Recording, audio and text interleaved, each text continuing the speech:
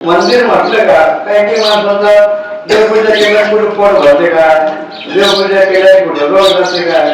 पण बऱ्याच वेळेस त्रस्त झालेली माणसं देवाकडे येतात दुरुस्त होऊन जातात. बऱ्याच वेळेस माणसं घरी काहीच राहत नाही, परंतु 5 कोट घेऊन बसतात तरी 10 माणसाचं कुटुंब तो सांभाळतो. अनेक मुद्दे आपल्याला करता येतात देवस्थानच्या निमित्ताने. सगळे खाण्याच्या वस्तू असतील, खेळण्याच्या असतील, इतर काही असतील, पण उद्योगी आपलं वाढीला लागतं आणि आपली कामं स्वार्थ आणि परमार्थ दोन्ही कामं होतात. म्हणून देवस्थान आपलं वैभव संपन्न कसं राहील याची आपण काळजी घेणं महत्वाचं काम आहे.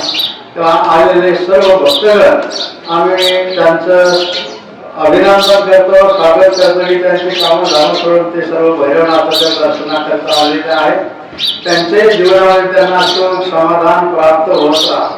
देवाला असं काही मागायचे, प्रभू आमचंही कल्याण हो द्या, शेजाऱ्याचे कल्याण हो.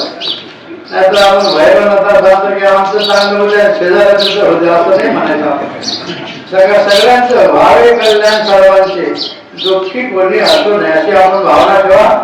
सगळ्यांचं कल्याण झाल्याशिवाय राहणार नाही. आणि आपल्या आता दर रविवारी आणि मला वाटतं प्रत्येक रविवारी अन्नदान असतो आणि विशेषतः आता पौष रविवार तो प्रसिद्ध आहे.